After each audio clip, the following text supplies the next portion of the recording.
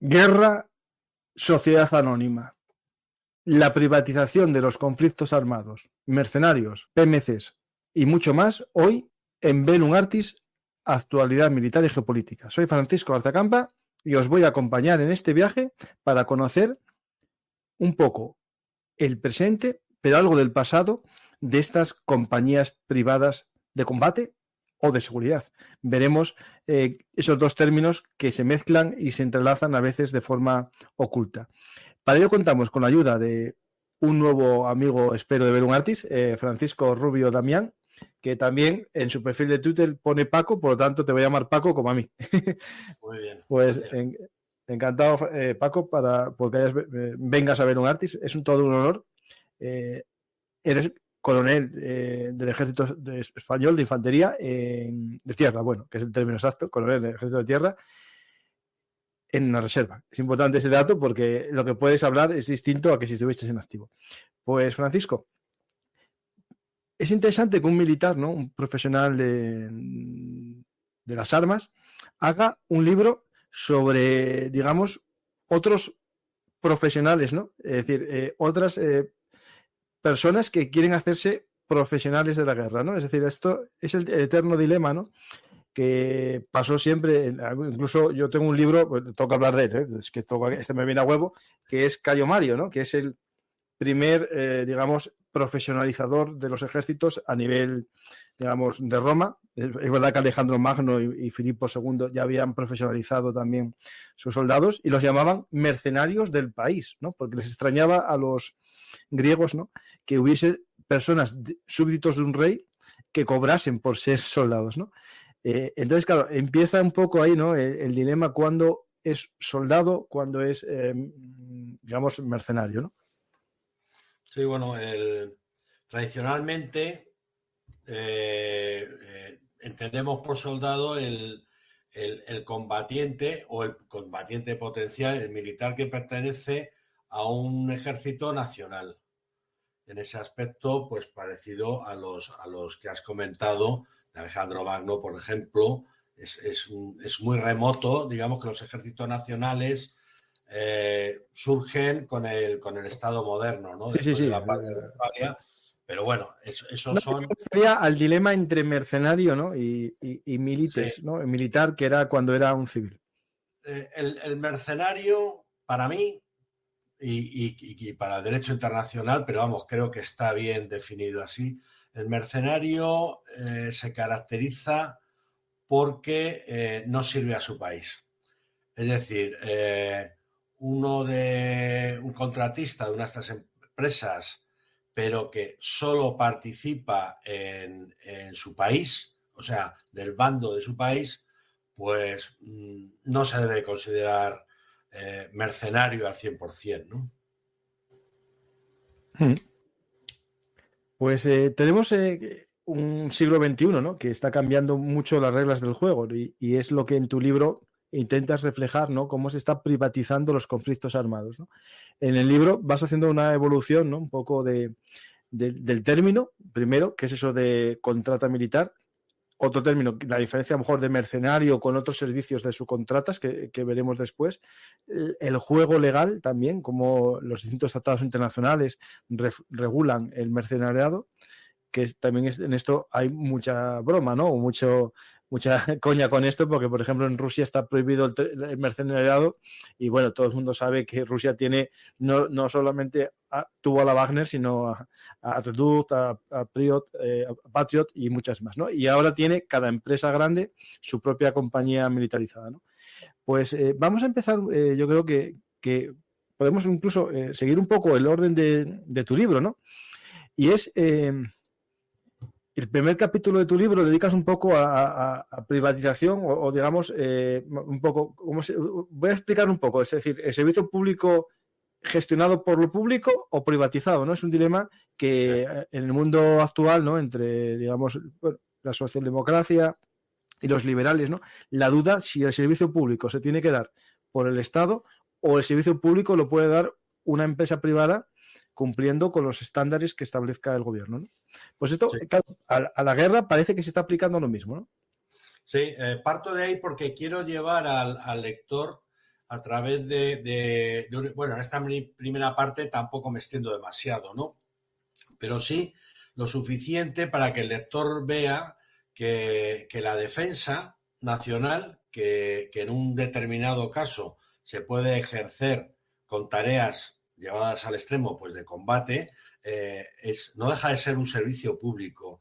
Y cómo, sobre todo de un tiempo a esta parte, está el dilema que dices, no sé si se pueden privatizar, cuando hablamos de privatizar un servicio público, el servicio no deja de ser público, es que la persona, quien lo proporciona, pues sea una empresa.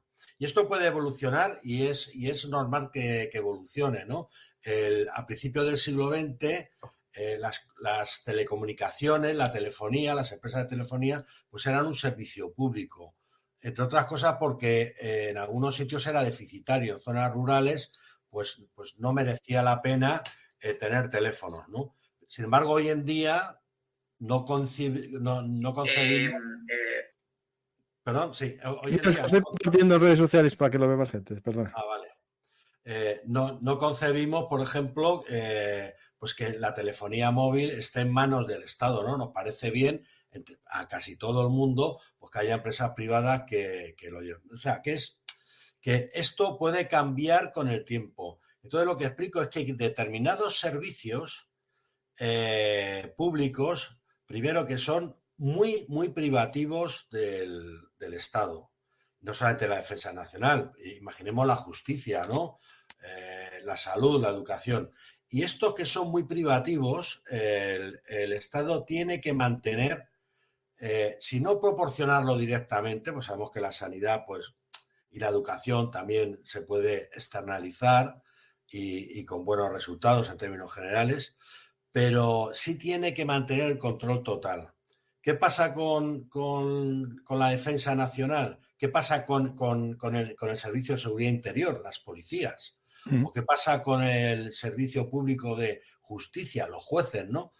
Pues que estamos hablando de unos servicios que son delicados, son críticos. Las decisiones en estos servicios afectan directamente a la dignidad de las personas, a la vida, puede ser, en el caso de la defensa nacional, pero también a ser preso o no preso, a tener salud o no salud.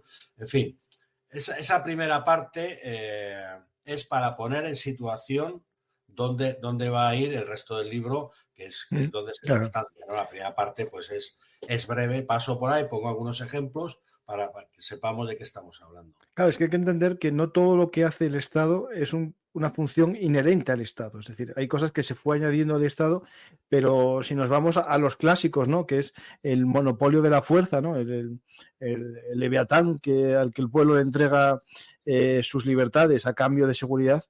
Una de las cosas que tiene que ejercer ese Estado es la seguridad, ¿no? Claro. Pero es verdad que, claro, que la ciencia ficción, ¿no?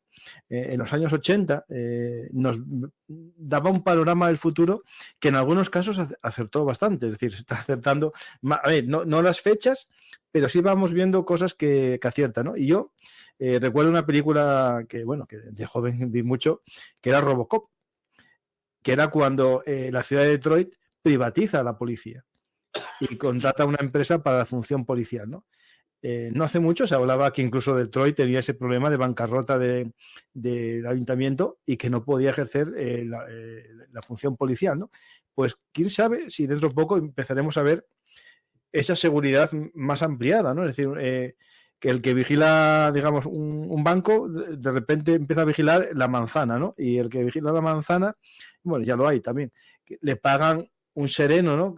Que digamos, empieza a ampliar el espectro. Es verdad que en España el monopolio de la fuerza lo tenemos por ahora garantizado, pero en muchos lugares puede que el monopolio de la fuerza empiece a perderse y empieza a aparecer cada vez más, ¿no? Estos agentes externos de la función.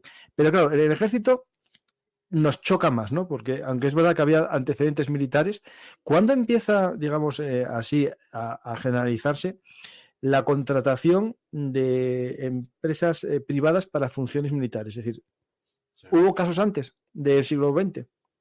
Sí, pues bueno,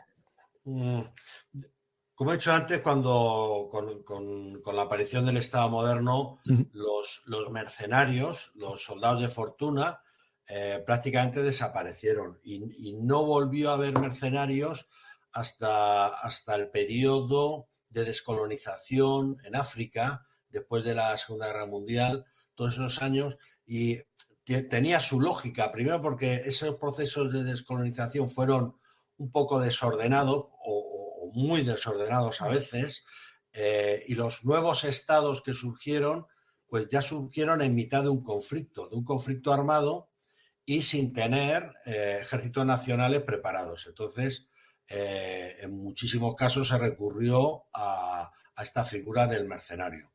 Estos mercenarios eran directamente personas contratadas para combatir, o normalmente comandantes militares que ellos se encargaban de alistar, de reclutar sus soldados, vamos a llamarlo así, sus mercenarios para combatir. Cuando este proceso, con el tiempo se fue tranquilizando de alguna manera, los conflictos se fueron apagando, los ejércitos nacionales africanos, pues dentro de un orden empezaron a profesionalizarse, pues esta figura del mercenario desapareció. ¿Cuándo aparece no la figura del mercenario, sino estas compañías o empresas militares privadas o de seguridad y militares privadas? Pues después de la Guerra Fría. Una vez que finaliza la Guerra Fría, el desmoronamiento de la Unión Soviética, pues empieza ese periodo que se creía en principio que iba a ser muy feliz en el mundo, ¿no? El fin de la historia que decía Fukuyama, y los estados, sobre todo los estados occidentales, empezaron a aplicar lo que se llama el dividendo de la paz.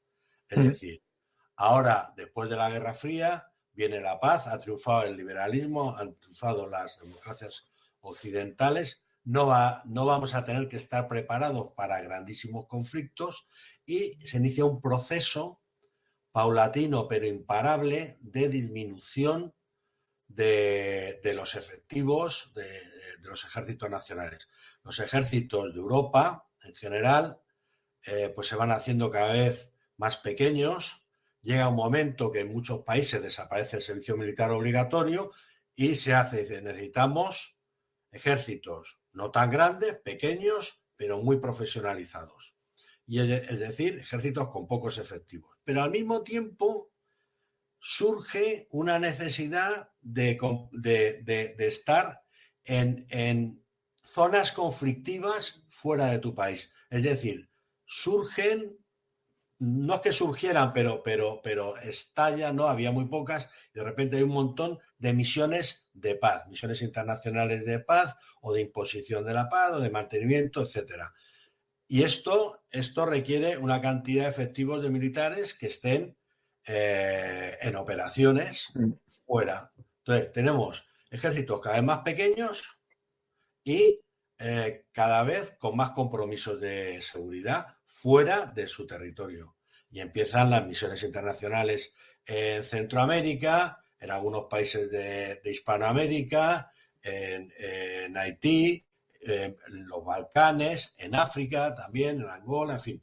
Se empieza a expandir en el Líbano, también hay misiones, y además, para hacer la tormenta más perfecta, empiezan unos conflictos no previstos, ¿no? Entonces empieza Irak, Afganistán y demás. Y entonces nos encontramos con unos ejércitos que no están dimensionados para hacer frente a tantos conflictos y a tantos compromisos de defensa y de seguridad. ¿Qué hay que hacer? O no cumples con esos compromisos, o aumentas los ejércitos, que no popular, o externalizas algunas tareas. Y ahí es cuando surgen estas compañías militares privadas que lo que hacen es que proporcionan servicios militares a cambio de dinero con criterios comerciales. Y teóricamente, solo teóricamente, pues todas estas tareas que hacen pues son tareas secundarias, tareas auxiliares, como puede ser de seguridad, control de accesos, suministros, mantenimiento de material, ayuda a la elaboración de inteligencia, etcétera, cosas de estas, pero no participar directamente en los combates. De eso hablaremos después de ello. La teoría y la realidad, ¿no? Cuando hablamos claro, de los servicios, ¿no?, que hacen estas contratas militares, va desde la simple cocina, ¿no?, el catering del cuartel, que ahí Prigozhin fue donde comenzó. Después tenemos la seguridad, que a mí cuando empezó en España a que hubiese guardias de seguridad vigilando los cuarteles me llamó la atención. Pues claro, en la época de Amiri, ¿quién lo hacía? El de Amiri, ¿no? Y claro, cuando se reduce el tamaño de los ejércitos, empieza a disminuir la posibilidad de, digamos, claro, cuando estamos buscando un ejército profesional, ¿qué sentido tiene gastar un profesional en cocinar, ¿no? Pues a lo mejor, claro, es mejor o en limpiar, ¿no? Es decir, lo lógico es si tienes un soldado profesional que sea soldado, ¿no? Es decir, esto es un debate interesante, ¿no? Pues las funciones propias serían estas, ¿no? Y en España está claro que algún tipo de estas funciones se hacen, ¿no? En España no hay, digamos, lo que llegó a aparecer en Estados Unidos en la guerra de Irak, ¿no? Sobre todo, el estilo de contrata militar de seguridad en zona de combate, ¿no? Es decir, no solamente en los cuarteles en Estados Unidos o en bases alrededor del mundo, sino que se llevan soldados, ¿no? O, bueno, ex soldados, mejor dicho, con un sueldo mejor que el del ejército a servir en el campo de batalla, ¿no? Claro, esto puede plantear hasta una especie de juego de lealtades, ¿no? Al final el soldado que está en un ejército cobrando X, si sabe que va a dejar el ejército mañana y le van a pagar en 3X, la fidelidad al ejército no va a ser muy alta. No sé si ese planteamiento, claro, porque a ver, ¿cómo explicarlo de una manera un poco así no agresiva? Pero si el soldado es profesional y ya no es un soldado, digamos, como el militar, ¿no? O el miliciano que servía a su nación como una obligación social, ¿no? Al final, algunos optarán por el sueldo, ¿no? Es decir, ¿quién me paga más, ¿no? Si me paga más la empresa pública o la empresa privada, ¿no? Sí, bueno, eso puede ocurrir. De hecho, como muy bien dices, la mayoría de estos contratistas, bueno, para el que no lo sepa, contratista es la palabra que define a esta persona que trabaja, al trabajador de una empresa o compañía militar privada. A estos que estamos mal llamando mercenarios, ¿no? Pero, sí, es como una subcontrata de casi. Bueno, pues estas personas, estos contratistas, vamos, todos, por no decir la inmensa mayoría, quitando los que se dedican a catering y estas otras cuestiones, provienen o de las Fuerzas Armadas o de cuerpos policiales. Todos tienen formación o militar o policial. De hecho, se les contrata porque tienen esa formación, ¿no? Entonces, bueno, pues gente que ha salido, que ha dejado por voluntad propia o porque ha tenido que dejar el servicio en las Fuerzas Armadas, pues algunos han encontrado trabajo ahí. Esto es más propio de países anglosajones. Sabes que la mayoría de estas empresas, las grandes empresas, sobre todo de seguridad, que trabajan en teatros de operaciones, son británicas o norteamericanas, también canadienses. Es muy anglosajón, ¿no? Luego, es verdad que estas compañías en la zona de operaciones contratan a locales. Luego, para muchas tareas, lo que tienes ahí, si estás en Irak, por decir un sitio, pues son iraquíes o de países cercanos de la zona. ¿Por qué? Pues, entre otras cosas, porque les pagan menos de lo que estabas diciendo, ¿no? Que al contratista que es estadounidense. Y también, bueno, pues te da un valor añadido, ¿no? Tener un contratista que es de la zona, pues te habla el idioma, conoce las costumbres del lugar, la cultura, siempre viene bien. Claro, estos contratistas, claro, aquí cuando hablamos del término contratista es tan amplio que puede ser uno de los contratistas, un conductor de un camión que hace una ruta llevando suministros militares desde la frontera de Pakistán a una base en Afganistán. Contratista puede ser el que está en una oficina interpretando imágenes satelitales, ¿no? Para la CIA.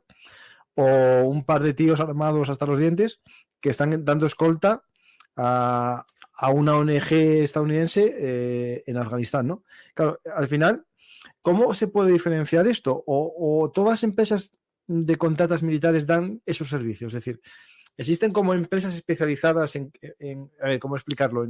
En catering y suministros, otras en seguridad y en otras en seguridad activa, es decir, no sé cómo. Sí, sí, sí.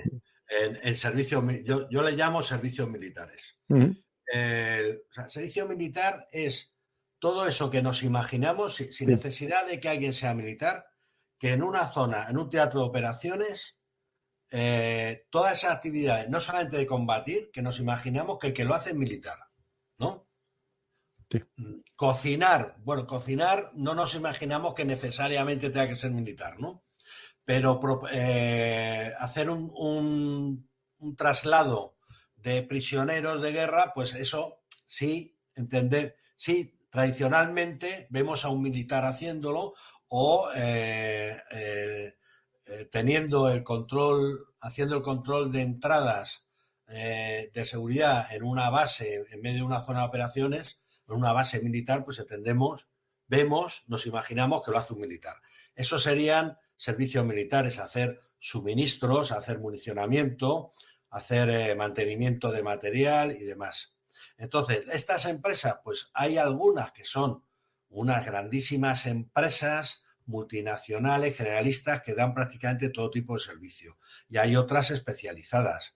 Hay algunas que están especializadas pues en la parte correspondiente a la aviación, ¿no? Entonces son empresas pues, que incluso hacen instrucciones especial a pilotos de guerra. O hay, por ejemplo, una empresa privada es la que hace el reabastecimiento en vuelo a la Royal Air Force, a la Fuerza Aérea Británica. La Fuerza Aérea Británica Anda. no tiene capacidad propia de reabastecimiento en vuelo. Lo tiene subcontratado en una empresa privada, que ahora mismo no recuerdo el nombre. Bueno, una gasolinera volante. ¿Sí? Y que también le hace transporte militar de Reino Unido a zona de operaciones, ¿no? Pues eso se lo hace en parte, no, ellos también tienen esa capacidad, pero reabastecimiento en vuelo, por ejemplo, no la tienen, directamente lo tienen subcontratado.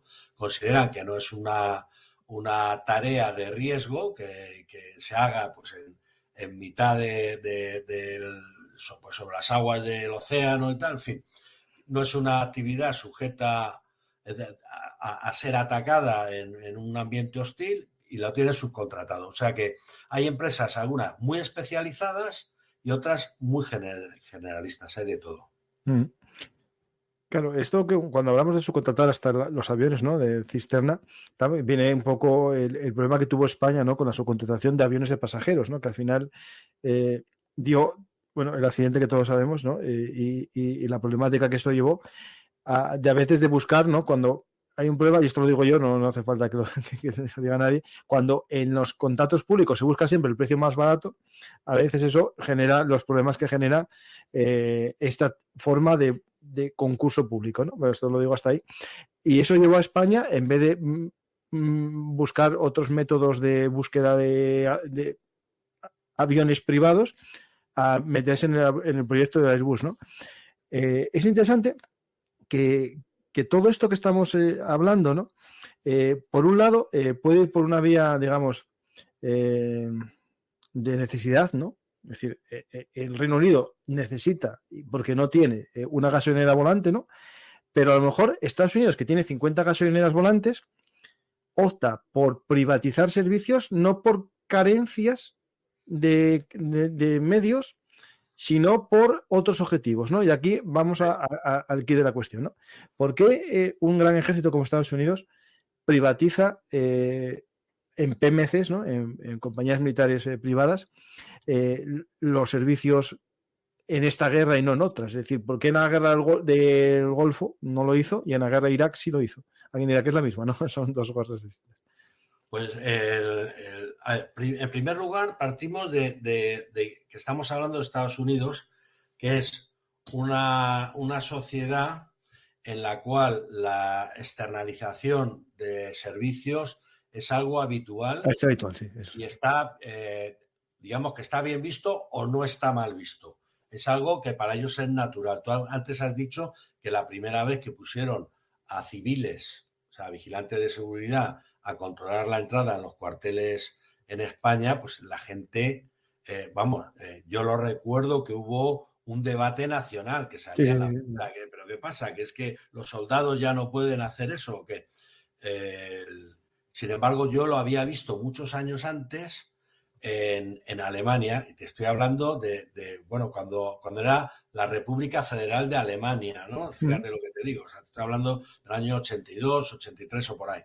Y yo como joven teniente español, pues me pasaba lo mismo, yo alucinaba en colores, pero bueno, está aquí un tío que es civil para dar la seguridad a un cuartel, es que no se la pueden proporcionar ellos, ¿no? O sea, una parte, y esto ya digamos que facilita el entendimiento social, porque la gente esto lo ve, es que el país está acostumbrado a externalizar servicios, algo absolutamente normal.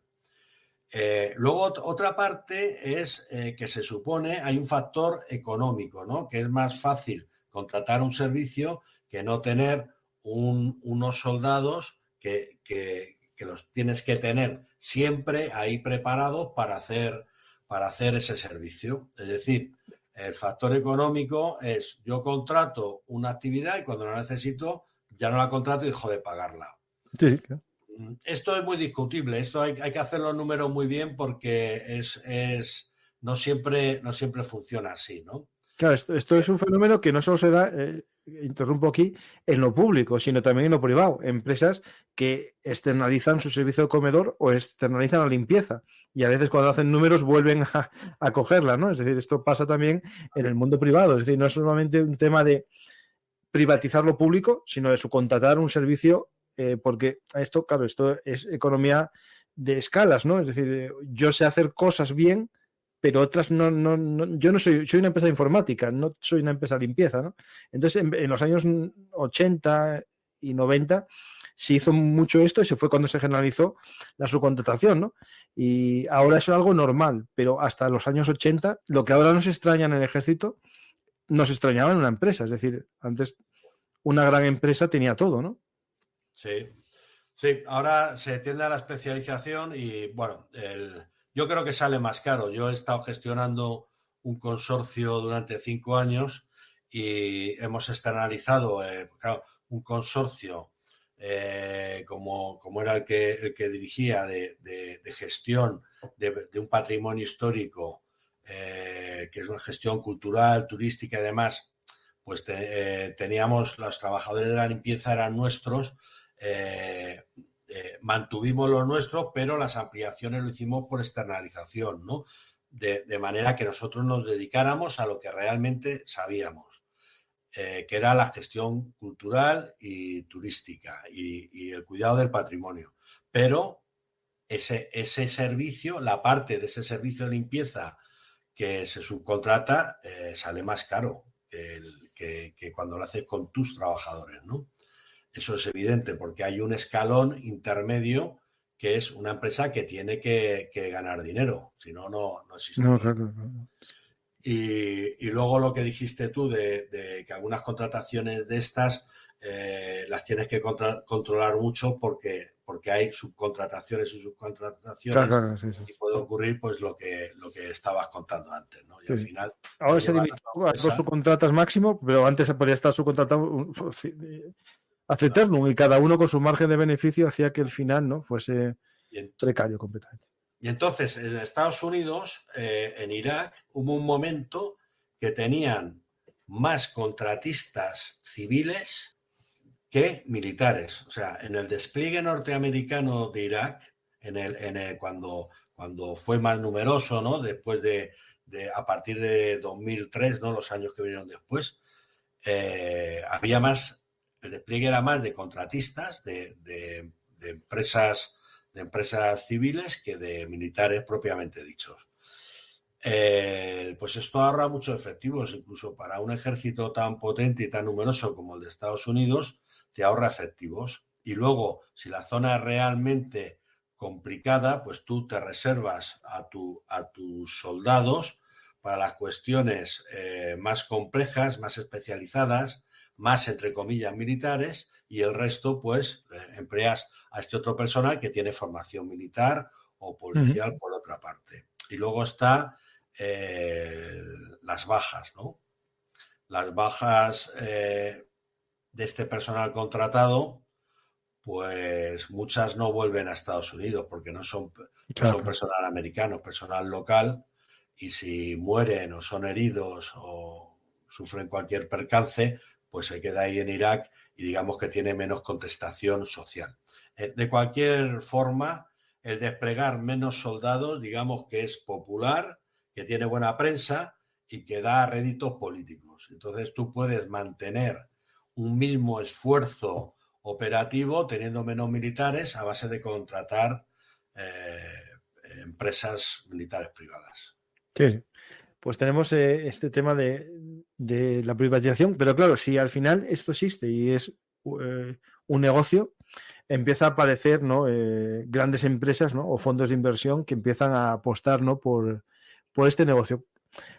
¿Cuál sería, no es que es muy difícil esto de preguntar, ¿no? Pero ¿cómo es la estructura, ¿no? de estas compañías? Es decir, ¿estamos ante un sector con gran cantidad de pequeñas empresas o realmente estamos hablando de 4 o 5 multinacionales que manejan de una manera u otra todo el negocio de la subcontratación? Hay numerosas empresas. Hay algunas empresas enormes, grandísimas empresas multinacionales que tienen presencia prácticamente en todas las zonas conflictivas del mundo, y hay empresas más pequeñas, más especializadas y demás. Hay incluso empresas, ya grandes empresas militares privadas que pertenecen a otras empresas que ni siquiera son del sector. Simplemente son empresas que tienen cantidad de sectores en los que van invirtiendo y compran también empresas privadas. Pero no compran empresas privadas pequeñas, compran la antigua Blackwater, luego Exei y luego Academy, fue cambiando los nombres para, en fin, por los problemas de prestigio que fue adquiriendo. Ahora pertenece a una multinacional de inversiones, y entre sus inversiones es tener estas empresas militares privadas. Es un buen negocio y como buen negocio pues es atractivo para las grandes corporaciones. Pues bueno, sería un día para hablar de Blackwater y también otro día para hablar de Wagner, es profeso, porque dedicas unos capítulos concretos a estas dos compañías, ¿no? Pero un poco así en un minuto, ¿cuál es la diferencia real entre las empresas, por ejemplo, subcontratas estadounidenses, ¿no? Como la Blackwater y el grupo Wagner? Es decir, ¿existe alguna diferencia, digamos, en cuanto a forma empresarial, objetivos? Sí. ¿O es lo mismo? Bueno, la diferencia yo diría que es la falta de escrúpulos, y es lógico, ¿no? Incluso Blackwater, que ha estado en muchos problemas, pero al final pertenece a una democracia potente y consolidada, y como tal hubo un momento en que fue juzgada y hubo sus condenas y demás. Es verdad que estas condenas nunca recaen en los gobiernos que las contratan, ¿no? Claro, pero bueno, eso es una pregunta que te iba a hacer eso después yo. Eso es para hablar largo sobre el tema, pero vamos, eso ha sido así. Pero bueno, por lo menos los que causaron ese mal directamente, los contratistas y las empresas, bueno, fueron condenadas. El problema de Wagner, ¿cuál es? Pues que pertenece a otro tipo de Estado, muy diferente, en el cual todas las tropelías que ha hecho Wagner, que han sido más que las de Blackwater, sin que esto sea un mérito, ¿no? Porque, vamos, no, en África en un día sí, superaba a los Blackwater, sí. Pero no solamente es eso, sino que las ha hecho porque han sido contratadas para ello, y en todo caso, aunque no hayan sido contratadas para eso, todos sabemos que nunca van a ser juzgados en Rusia. Bueno, salvo que caigas en desgracia al jerifante, ¿no? Que es lo que pasó a Prigozhin. Bueno, para hablar un día de ello. Es interesante el tema que comentas de la... Espera, que se me olvidó una cosa, es verdad.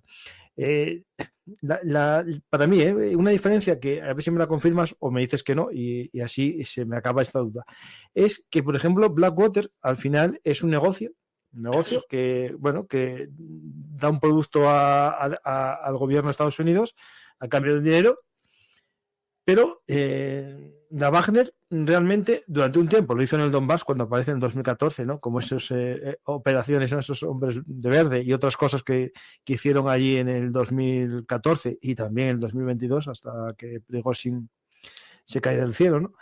Y es el tema para mí, desde mi punto de vista, que por ahora, en Estados Unidos parece que las empresas estas PMC son una herramienta, bueno, que usa el Estado, pero de una forma, digamos, oficial, no lo oculta. Pero la Wagner, durante mucho tiempo, era como una especie de herramienta que Rusia podía decir, no es cosa mía, esto es una empresa rusa contratada por Níger que está haciendo barbaridades, pero no es contratada por mí.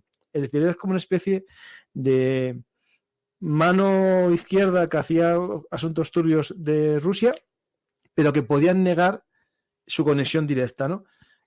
Esa diferencia es importantísima y es tal y como dices. O sea, Estados Unidos nunca negó que contrataba a Blackwater, sí negó algunas de las actividades que estaba haciendo Blackwater para la CIA, ¿no? Pero nunca lo negó y que había sido contratada por la CIA y para dar seguridad en Irak, en Afganistán y demás. Vale. Y sin embargo, Wagner hace un año, el año pasado, por estas fechas, Rusia negaba la contratación de Wagner cuando estaba participando en los combates de Bakhmut, dentro del dispositivo militar del frente ruso. Luego ya hubo un momento que hubo que decir, ¿no? Porque además ya en septiembre de 2022 ya Prigozhin fue filmado y en vídeo reclutando presos en las cárceles rusas, ¿no? Para llevarlas a Ucrania. En fin, era el secreto peor guardado de Moscú, del Kremlin, y todo el mundo sabíamos lo que era Wagner y para quién trabajaba, pero es verdad que la política rusa era negar la evidencia. Esto es una empresa privada, no sabemos para quién trabajará para el presidente de la República Centroafricana o para el que sea. Nosotros no tenemos nada que ver y además porque en Rusia están prohibidas estas empresas. Y ya está, ¿no? Luego ya hubo un momento, claro, que ya hubo que reconocerlo y de hecho la empresa llega un momento en la que se hace oficial, se da de alta como empresa de asesoramiento. Claro, no podía darse de alta como PMC, aunque en el nombre sale PMC Wagner. Sí, dirán que es otra cosa, eso es PMC. Algo que, claro, que en este caso, cuando vemos lo que es subcontratar, ¿no? Claro, cuando le cede el propio Estado ruso carros de combate, blindados, aviones, artillería. Claro, estamos eso. Yo soy, bueno, entre mis estudios, yo soy licenciado en Derecho, ¿no? Y especialista en Derecho Laboral. Y eso, claro, cuando en España la ley de subcontratas establece que cuando a un subcontratista le das las herramientas de cierto valor, realmente no es una contrata, es una contratación ilegal, una asociación, una cesión de trabajadores. Básicamente sería que una empresa privada cede trabajadores, ¿no? a este caso algo público. Es decir, estaríamos diciendo que realmente era el ejército ruso, pero que tenía cedidos la mano de obra para que en caso de muerte no fuesen soldados, sino que fuesen eso, trabajadores.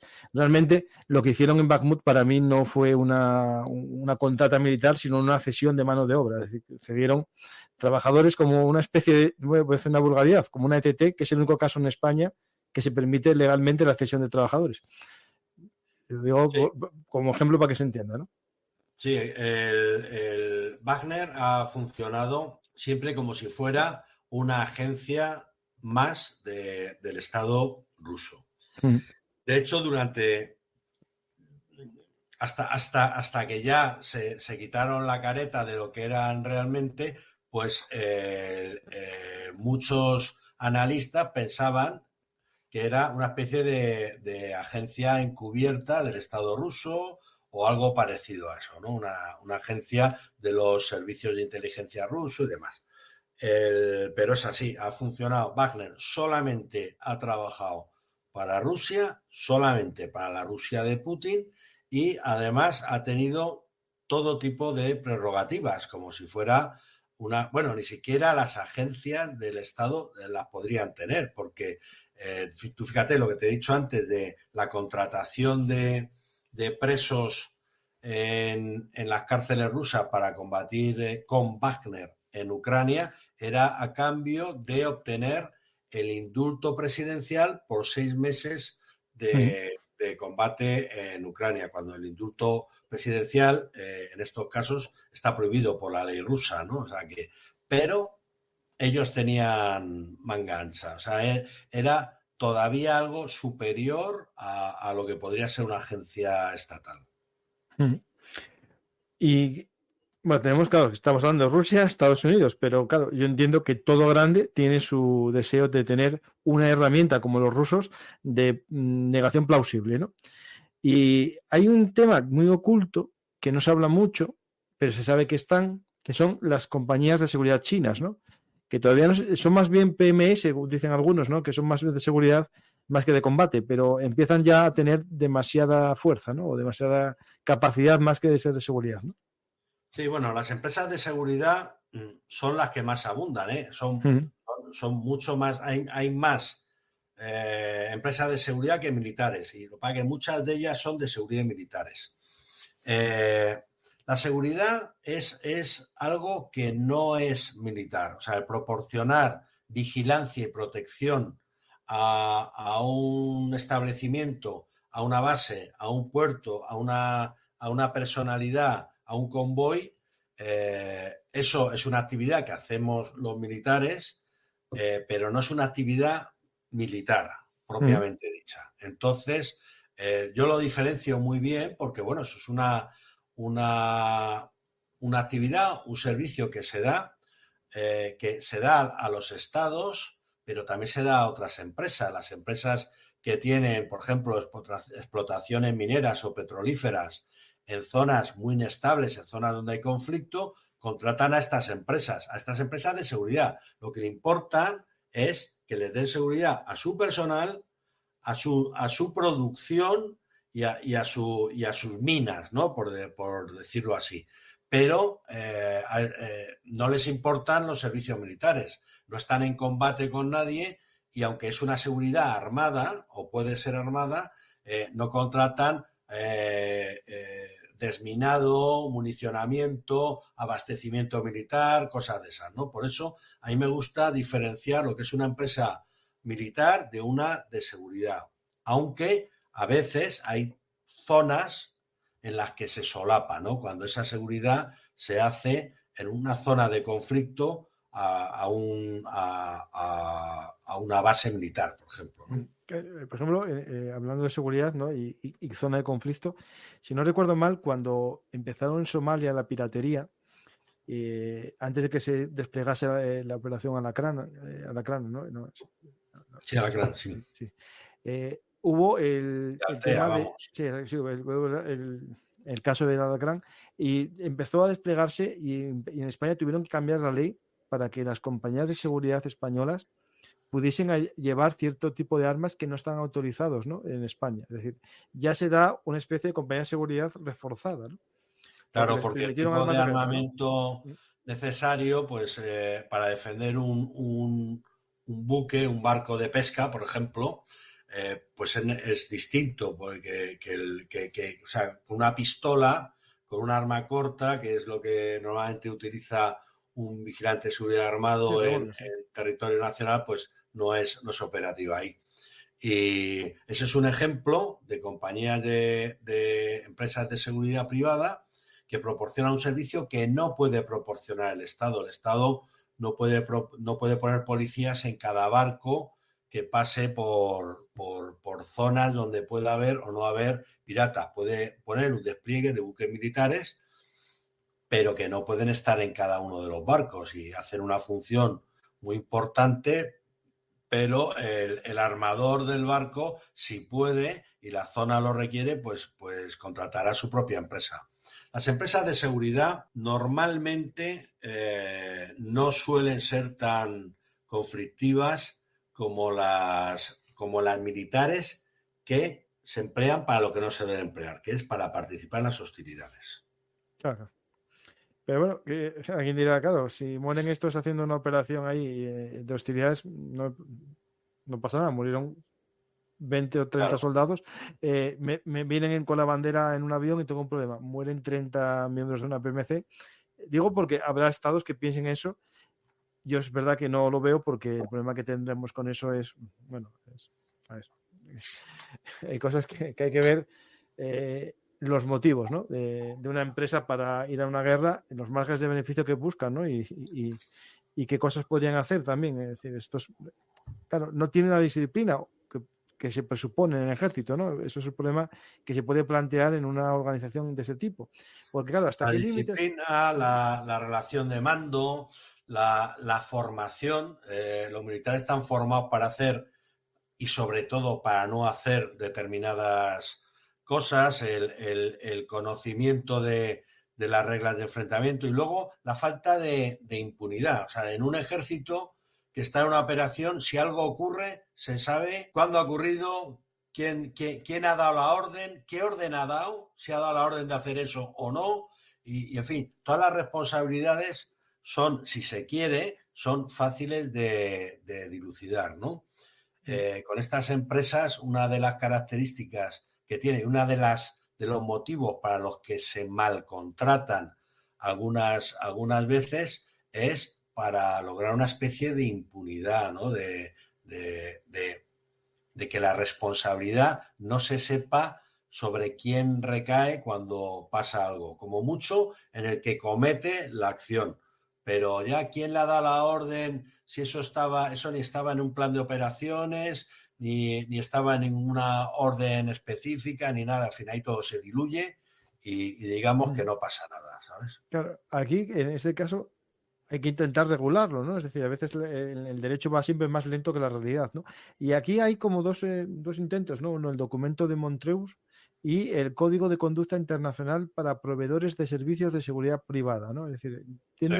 intentan, ¿no?, hacer una regulación. Entiendo siempre esto en los países un poco más democráticos, en los que ya de per se ciertas cosas como que les resbalan. Entiendo que no va a pasar, y sobre todo porque no hay una opinión pública ni un poder judicial que pueda ir detrás de ellos.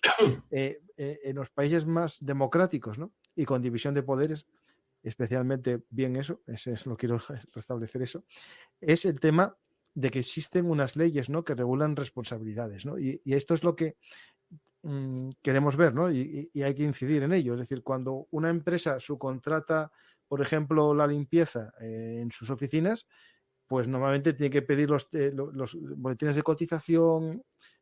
Si pasa algo, hay una responsabilidad en cadena, ¿no?, de el empresario que subcontrata, ¿no?, porque no puso vigilancia o no atendió, ¿no?, a la seguridad de las personas que entran en su centro de trabajo.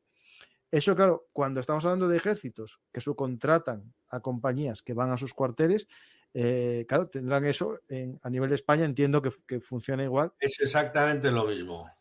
Exactamente lo mismo. Los dos documentos que han nombrado, el documento de Montreux y el Código de Buenas Conductas, lo que hacen es esas cuestiones que están en las legislaciones nacionales de cualquier Estado normal, moderno, ¿no? Ni siquiera democrático, sino cualquier Estado de Derecho y sobre todo lo que viene determinado por el derecho internacional humanitario, que es, para que nos entienda, el derecho de la guerra, pues ponerlo de una forma un poco más específica, ¿no? El derecho internacional humanitario no trata de forma específica las empresas militares privadas y sus actuaciones. De hecho, ni las nombra porque es anterior a la existencia de estas compañías, ¿no?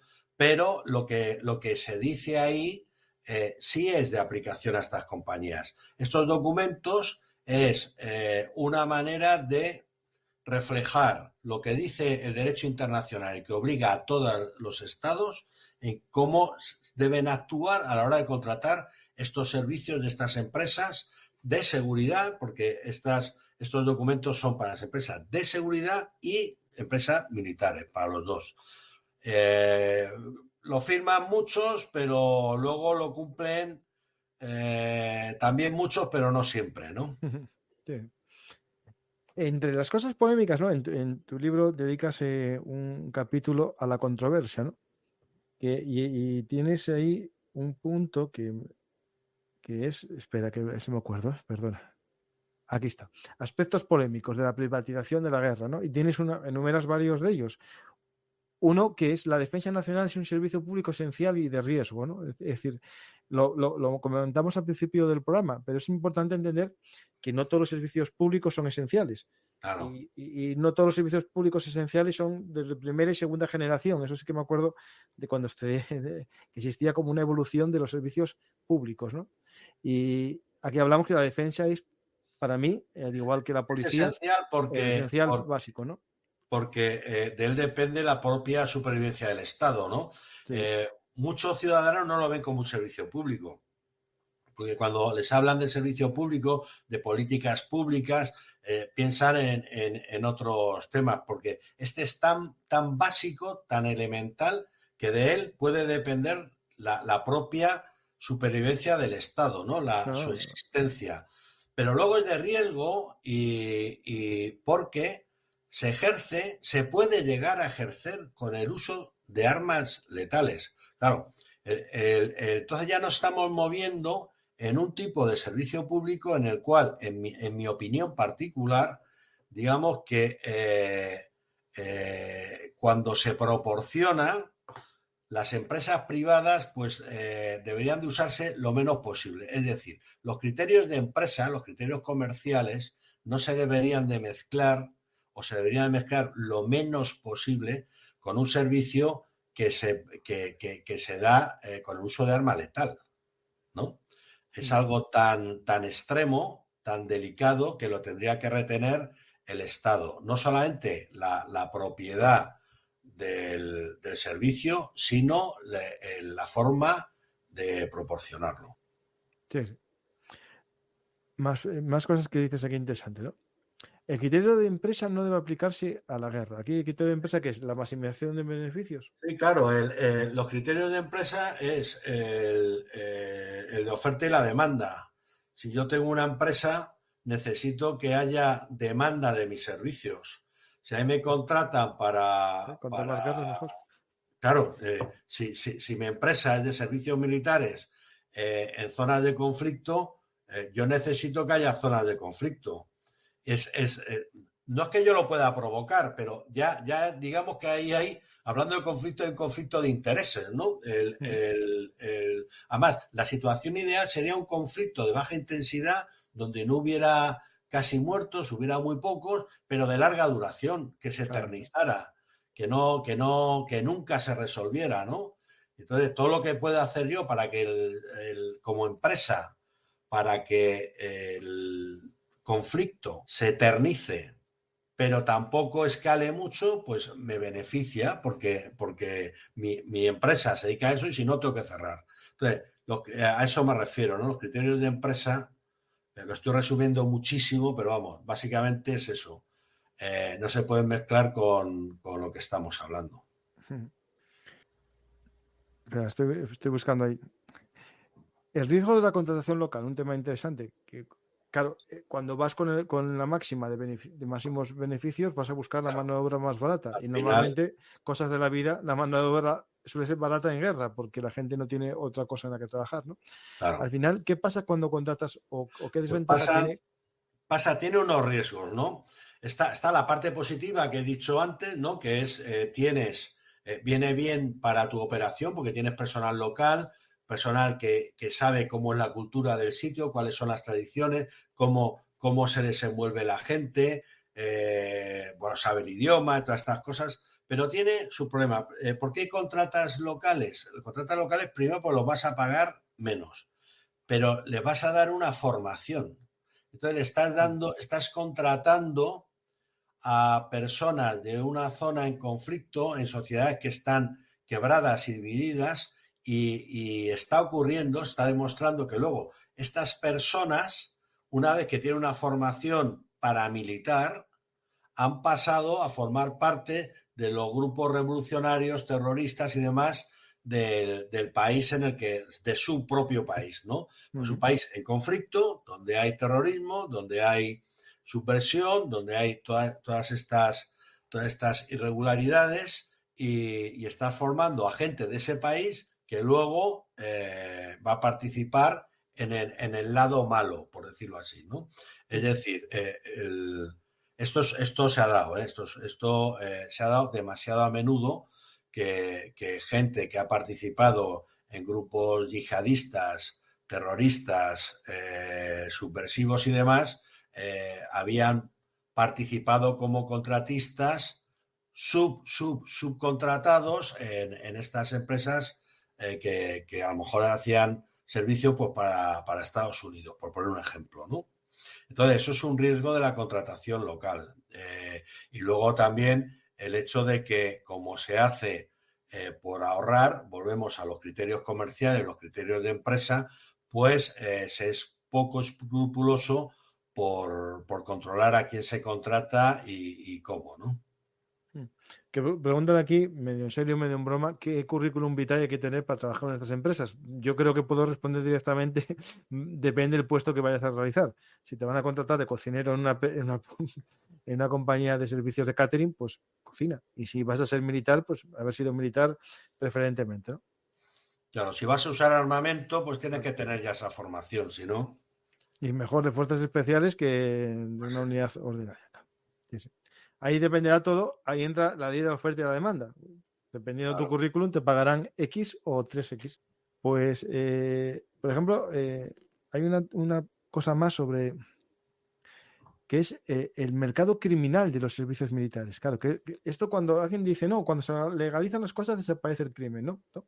Porque a veces va a seguir existiendo porque será más barato que pagando impuestos o haciendo cosas que no puedes hacer legalmente. Es decir, tú puedes legalizar los servicios militares como con su contrata, pero hay ciertas cosas que van a seguir siendo mejor con una empresa en negro, ¿no? Sí, a ver, es que no todas las empresas son de países de democracias occidentales y tal, empresas de todo. En el libro pongo un ejemplo radical, pero que existe. Mahatma Tactical es una empresa, una compañía militar privada yihadista que solo trabaja para la yihad islámica, ¿no?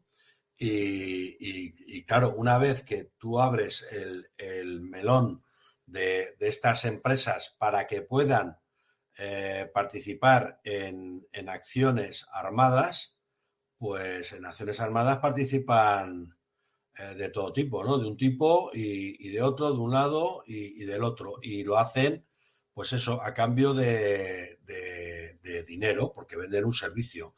No todas las empresas trabajan única y exclusivamente para el gobierno de su país y tienen un control, digamos, más o menos regulado, ¿no? Hay ese tipo de empresas y hay otras que son las menos, pero son las que causan más problemas, pues que van mucho más por libre, ¿no? No conocía yo esta Táctica. Malhama Tactical, ¿no? Curiosamente se habla poco de ella, Sí, sí, fíjate sí, por sí. dónde, ¿no? Porque Pues voy a investigar sobre ella. Interesante. Pues, claro, y después habrá otras que si no las hay, ya estarán creándolas, que serán incluso en los narcos de América, que tengan, bueno, una especie de ¿tú qué tienes? Una pelea con alguien, te mando yo mis hombres a cambio de un precio, ¿no? Creo que fue ayer o antes de ayer, un colega mexicano me dijo que ya están contratando mercenarios, hablaba él, para el narco mexicano para luchar contra las fuerzas del orden, que sabes que también es Sí, sí. el ejército quien combate el narco. El, el lado malo, el narcotráfico, la delincuencia organizada transnacional, la trata de personas y tal, van a recurrir a todo tipo de opciones que tengan para salir adelante, para delinquir, ¿no? Igual que el narco está utilizando desde hace ya tiempo drones para combatir, no para llevar la droga, para No, para combatir combatir contra la directamente, sí, sí. policía y demás Sí, sí. directamente. O el narco colombiano, hemos visto que ha usado hasta submarinos que han atravesado el Atlántico para traer droga a España. Pues si hay empresas y las empresas pueden tener este lado criminal, ¿no? Porque no todas son buenas, bonitas, baratas y honradas, ¿no? Aunque sea eso la inmensa mayoría, se pueden vender al mejor postor. Pues uno de los postores que puede pagar muy bien, es el lado de la delincuencia, el crimen y el terrorismo y el narcotráfico. Sí, sí. Ahí no tengo dudas ninguna. De hecho, en el origen de algunos grupos criminales ya existían exmiembros de fuerzas especiales, si no recuerdo mal, de El Salvador. En El Sí, Salvador, cuando tuvieron un problema ahí gordo en los años 90 o por ahí, muchos marcharon pues para los narcos. Pues hicimos una visión, yo creo que el que quiera saber más tiene tu libro Guerra S.A. Voy a ponerlo en portada aquí para que la gente le eche un vistazo. Yo siempre recomiendo que lo compren en su librería favorita. En este caso, como está en Amazon, pues si vais a comprar en Amazon, solamente si vais a comprar en Amazon, podéis ayudarme a mí comprando a través de los enlaces que pongo en la descripción de todos los programas. Es decir, un pequeño autónomo español, pero prefiero que compréis en las librerías para ayudar a los demás autónomos españoles. Pues importante, Francisco, que este libro empiece a explicar algo que está ya, es decir, a ver, Blackwater lo puso digamos, yo creo que esto, nadie sí, sabía que era esto hasta que Blackwater apareció, pero yo sí. creo que lo que le puso en el candelero completamente, ¿no? Fue la Wagner. La Wagner yo creo que es lo que todo el mundo ahora asocia a una PMC de combate. Es decir, es verdad que Blackwater tenía, bueno, grupos que luchaban, pero claro, nadie llegó al nivel, ¿no?, de combate Creo como... que Wagner ha superado todas las líneas, todos los límites que había, ¿no? Y además, no solamente en una dirección, sino muchas, ¿no? En combate propiamente dicho, en asesoramiento militar, en protección de autoridades, de los presidentes, entrenamiento de soldados, explotación de recursos minerales, en fin, lo ha hecho todo. Y no voy a decir en todas partes, pero vamos, en Oriente Medio, en Europa, en África, en América, en Venezuela estuvo, circunstancialmente, en fin. Wagner ha sido el colmo de este tipo de compañía mal empleada, en este caso. Voy a decir una cosa interesante, que también es una lección de esto. Es decir, ¿qué pasa cuando una compañía privada se siente poderosa, ¿no? Porque, claro, tú dices, no, yo estos los tengo como los tontos de útiles, que por 4 duros se van a morir todos allí, van a reventar en Bakhmut, y de hecho lo hicieron, pero llegó un momento que dijeron que ya no más, porque no nos dais apoyo, no nos dais artillería, si no se acaba esto antes del 24 de mayo yo me voy. Es verdad que lo consiguieron conquistar y se marcharon el 24 de mayo, creo que fue el 24, me parece, si no me equivoco mal, pero fue una lección también, es decir, cuidadín con dar de comer al bicho, que el bicho empieza a tener identidad propia, ¿no? El bicho crece. Y, y al final hizo la Wagnerada, que también no se sabe muy bien por qué ese mismo día dio la vuelta, ¿no? Ahí solo habría que ver las razones que hay. Pero la consecuencia, que para mí me parece muy interesante, es que hubo el debate, ¿no?, de que la Wagner iba a seguir como herramienta del Estado ruso. Salió el ministro de Exteriores, Lavrov, diciendo que iba a estar en África. Fue cuando fue a África Prigozhin y a la vuelta falleció misteriosamente en uno de los pocos aviones que cayó en Rusia sin ser tirado por los ucranianos, ¿no? Y esto lo que viene ahora. Esto pasa, parece que la Wagner iba a seguir con otros managers, ¿no?, con otros CEO también, ¿no?, otro jefe de los accionistas, porque aquí hay accionistas también, hay una junta de accionistas que quiere dividendos por este negocio, pero lo interesante es que aparece ahora una vuelta digamos, a la autoridad, ¿no? Es decir, se hace pública una empresa privada, es decir, el proyecto Wagner, Reduct, Patriot en África, se acaba de unificar todo bajo el término el Africa Corps, que deriva, que digamos, está dirigido por el Ministerio de Defensa y por el GRU. Es decir, ya vuelve a ser parte del Estado y los soldados son soldados, ya no son mercenarios de una empresa. Es decir, esto es la lección, que cuidado con privatizar, que se desmadra. Sí. Bueno, yo ahí me la tuve que jugar, porque cuando cerré el libro, bueno, el libro lo terminé antes de la Marcha por la Libertad a Moscú, ¿no? Entonces ya, si se tenías ya. Lo actualicé en septiembre, cuando ya con la Marcha por la Libertad y luego por la caída del avión, ¿no? Con toda la cúpula de y me quise mojar y dije que Wagner se podría seguir llamando así o no, que en este caso ni siquiera ha sido eso, pero que en todo caso no volvería a ser la misma, que era imposible, porque era un proyecto muy, muy personal, muy ajustado a las tres personas, al dueño, a Prigozhin, a Dmitry Utkin, el jefe operativo, y al jefe logístico. El jefe logístico o financiero, la mente que diseñó todo, que el día que hablemos de Wagner podemos tratar eso, toda la financiación a través de las explotaciones mineras en África y demás. Esos tres, más el resto de la cúpula, mueren en la caída. Wagner no tiene ya ni siquiera sentido, aparte de que tampoco haya voluntad política para reflotarla, sino hacer lo que tú has dicho, que pase lo que era una empresa privada que parecía que era una agencia del Estado, que se convierta en una agencia del Estado. Con eso va a perder muchas de las ventajas que le estaba dando a Putin, ¿no?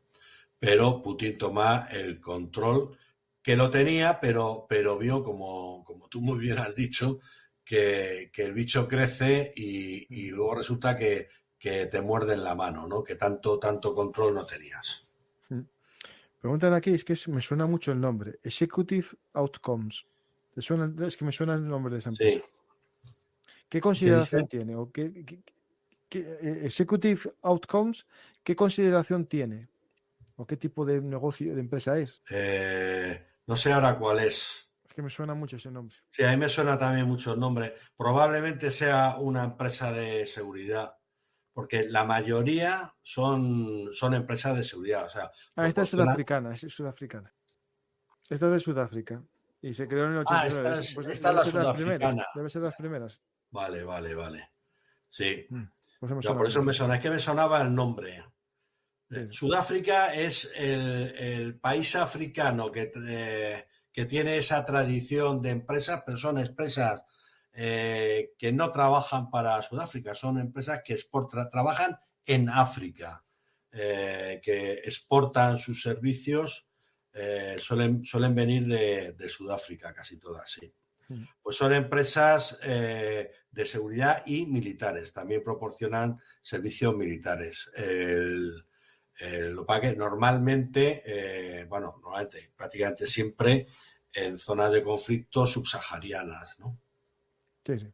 Sí, digamos, tiene medios, tiene helicópteros, tiene aviones de combate, todo. Este es, digamos, PMC pura y dura, o sea, no es de seguridad. Esta es PMC. Pues vamos a ver preguntas del público, las que, como siempre, vamos preparando ahí. Mira, esta es buena pregunta. ¿La Legión extranjera de Francia se considera una fuerza mercenaria? No, hombre. No. No se puede. Es parte del ejército, la legión extranjera que hubo en España. O sea, sigue estando la legión, pero no como no diseñada como extranjera. Sí. La de nada importa su día anterior, ¿no? Y tú te podías inscribir incluso inventándote tu nombre. No son mercenarios porque pasan a formar parte de un ejército nacional. Es distinto, la forma de captación no delimita si eres mercenario o no. El mercenario es a quién perteneces cuando combates. Y tú cuando combates eres miembro de un ejército nacional, no eres mercenario, perteneces a una fuerza armada de una nación, independientemente de cómo el procedimiento para haber sido contratado. Si cuando tú combates no perteneces a ningún ejército, perteneces a una entidad privada o paramilitar que trabaja para una de las partes, entonces eres mercenario. Sí. Si lo haces a cambio de dinero, etcétera, etcétera. Esto es como el término voluntario, ¿no? Y mercenario. Es decir, hay mucha gente que va a una guerra como voluntario, cobra un sueldo porque tiene que cobrarlo.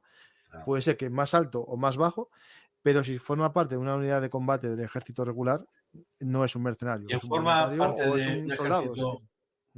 Incluso Wagner en Ucrania,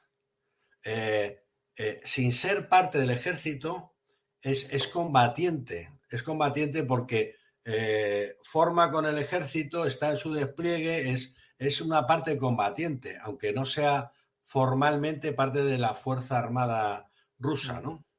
¿Y eso en cuanto al derecho de guerra tiene alguna...? Sí, claro, porque debes de ser tratado como combatiente. Vale. Y los actos que realizan no se puedan tipificar como asesinato. Es que los combatientes, tú puedes ser combatiente, puedes ser un soldado del ejército ruso o ucraniano, eres combatiente legal y puedes hacer todas las atrocidades que quieras. Eso no tiene nada que ver. Estás haciendo delitos y sigues siendo combatiente. Son cosas distintas. Sí. Aquí dicen que si los Pinkerton eran un ejemplo de su contratación, sí. En su momento los Pinkerton en Estados Unidos, sí, era una empresa privada de seguridad que se dedicaba a ayudar al Estado, sí. Vamos a ver. ¿Qué opináis de las declaraciones de... No, esto no. Esto no. No tiene que ver con mercenarios. ¿En España no hay algo así como una empresa de mercenarios, cuerpos de élite o lo que sean que se vendan al resto del mundo o a la misma España para operaciones? Yo creo que no. Creo que hay una empresa que no es muy grande, que ni recuerdo el nombre, de servicios militares, pero bueno, es muy limitada.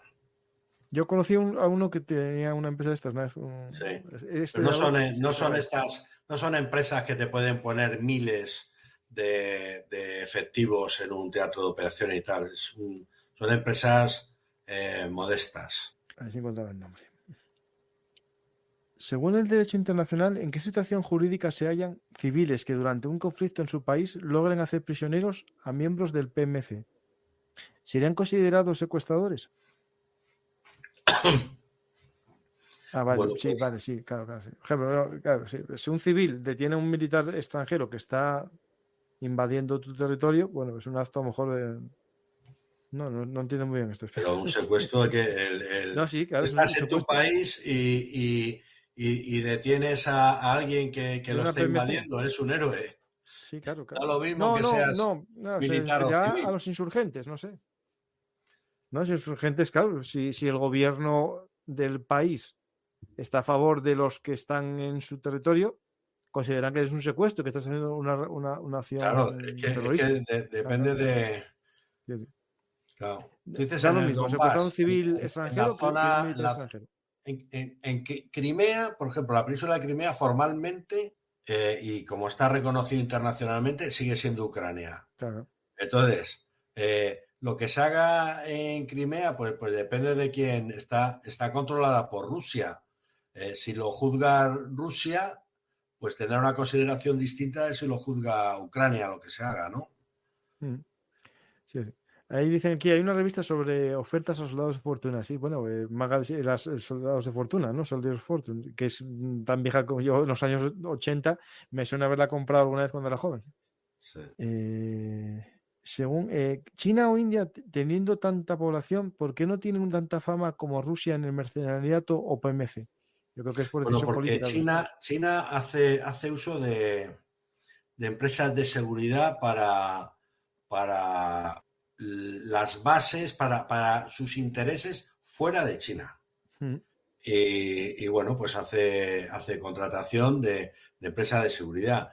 Todo el mundo hace contratación de empresas de seguridad. Las empresas, hasta la ONU contrata en determinados casos empresas de seguridad en zonas de conflicto. Es algo habitual y China también lo hace. Sí. Bueno, yo, en cuanto a la ONU es que es una especie de subcontrata de todo, porque la ONU, hay países que dan el dinero, otros dan los cascos azules, y ahí hay una especie de, bueno, de al final de subcontratación de la guerra, ¿no? Porque mitad de los cascos azules del mundo son africanos.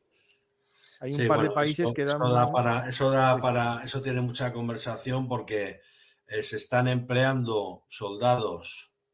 En muchas misiones de la ONU se emplean soldados con una preparación profesional muy justita, siendo muy generosos, y porque a esos países les interesa, porque la ONU paga muy bien a esos soldados.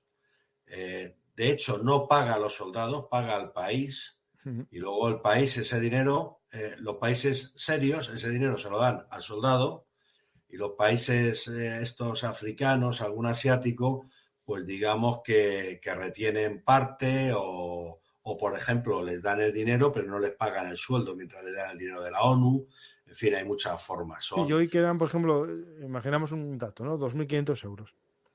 Entonces, si el sueldo de un soldado de Zimbabue es 600, la diferencia se la queda el Estado.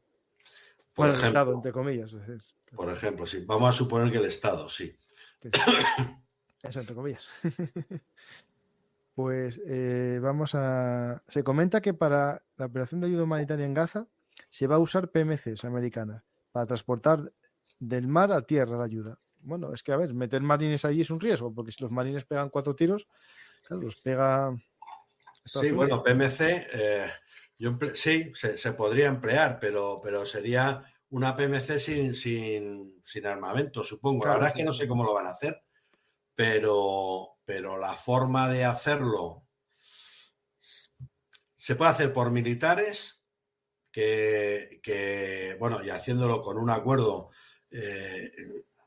El militar, por ejemplo, si lo hacen militares norteamericanos, eso te garantiza cierta seguridad, porque digamos que es una fuerza que disuade, ¿no?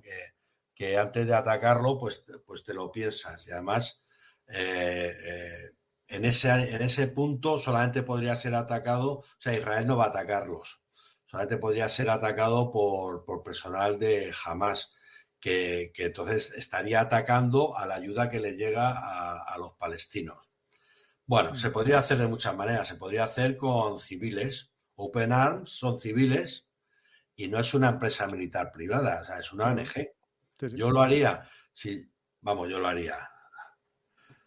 Se podría hacer, si se hace sin militares, pues yo lo haría con ONGs, que hay muchísimas, muy bien subvencionadas, muy bien organizadas y muy preparadas para hacerlo, que además tampoco tendría que ser algo tan complejo, ¿no? Bueno, depende de la cantidad de gente que te vaya por las cosas, ¿no? Es decir, esto es lo complicado. Es decir, yo me acuerdo de hace mucho. Complejo es el reparto el ahí, reparto. como ya se ha visto más. O sea, llevarlo a la costa es relativamente fácil. Sí, sí. La complejidad viene después y a partir de ahí tienes que tener, de alguna forma, si no sale, tienes que tener el apoyo, la complicidad de las autoridades, de las personas que tengan autoridad en la zona, de los locales. Si no, es complejo. Ahí sí que es complejo. Sí, sí. No, ahí, o vas generando alguien que te lo reparta, si no está ya el que es digamos, la autoridad oficial, en este caso en Gaza jamás, o empiezas a buscar nuevos líderes armados que sustituyan a Hamas y permitan el reparto. Muy complicado. El problema de alguien que te lo reparta ya sabes cuál es. Es lo mismo que hemos hablado antes. Claro, que se queda con la mejor parte. O sea. Claro, se queda con la mejor parte y luego la vende. O sea, sí. La reparte pero vendiéndola, ¿no? Sí, eso, sí, lo típico que pone por ir a la venta, ¿no? Y lo están vendiendo. Sí. Eso es lo que va a ocurrir probablemente. Sí. ¿Existen ejércitos privados de cyborgs o, en su defecto, humanos con la mayor tecnología avanzada conocida? No, todavía no. Todavía dice misterios, todavía no. Todavía no, pero dale tiempo. Dale tiempo. Cyborg yo creo que no. Bueno, cyborg. Cyborg no es un robot. Cyborg es cibernético, una persona mejorada y orgánico. O sea, sí. es un Robocop. Robocop es un cyborg, ¿no? Bueno, eso es muy complejo, ¿no? Pero robots... digamos que va a haber empresas militares privadas tecnológicas. Eso se va a haber, yo creo que va a haber proliferación, va a haber cantidad de ellas, porque una de las cosas para que se emplean estas empresas, que no lo hemos hablado, es para cubrir las carencias de los ejércitos. Y entonces, probablemente pueda haber carencias en nuevas tecnologías, en tecnologías emergentes, que te puedan dar una serie de capacidades que no tienen los ejércitos. Y ahí entra mucho la robótica y surgirán empresas privadas tecnológicas. O las que hay, algunas serán tecnológicas. Sí. Los mercenarios que caen prisioneros y ya no salen de la cárcel o de donde los detengan, bueno, eso no sé, dependerá del cargo que le metan. Es decir, eso hay que ir al Código Penal de cada país y ver qué condena les meten. Y pues hay que ver lo que hicieron. Es decir, eso me acuerdo muy bien. No me acuerdo si fue en las Seychelles o en una de estas, que había un vuelo que iba de mercenarios a dar un golpe de estado en no sé dónde y los detuvieron. Bueno, sí, los detuvieron. Bueno, pero allí no mataron a nadie, por tanto solo los detuvieron por organización criminal. Depende de lo que realices, el acto que realices, claro. Sí, sí. El mercenario no es un combatiente, luego no tiene el derecho a combatir. Es que el hecho de ser considerado combatiente o no tiene su importancia. Es que el combatiente puede matar a una persona y estar en su derecho, porque eso es el combate. Es un privilegio, el privilegio que tiene el soldado no lo tiene nadie.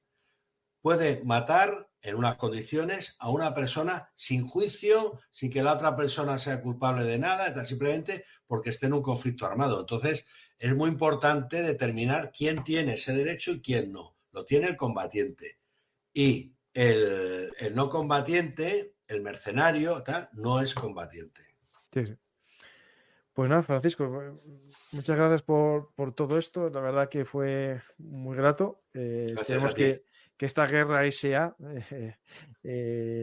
siga, pero que siempre controlada por el pagador, ¿no? Es decir, al final que no se genere un monstruo que busque la guerra eterna, ¿no? Es decir, hay películas de estas que se ve, ¿no? Que buscan que exista una guerra para beneficiarse, ¿no?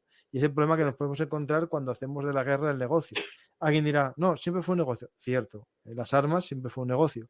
Y siempre el que fabrica armas a la larga quiere que haya guerras. Pero el que muere en las guerras, que es el ejército, por lógica, no quiere que haya guerras. Al final, yo creo que el servicio público que da el ejército a una nación es intentar que nadie le ataque, porque genere la suficiente capacidad de disuasión para que nadie ataque. Pero una empresa privada que gana dinero en un despliegue militar, pues buscará que haya despliegues militares, ¿no? Eso es. Yo, por resumirlo un poco o por dar mi opinión final, no sé si se me ha notado, supongo que sí, si no, bueno, yo no soy partidario del uso sistemático de este tipo de empresas. Yo creo que estas empresas dan un servicio que puede ser muy bueno, muy positivo, pero que deben usarse de forma excepcional, temporal y solamente para cubrir carencias de los ejércitos.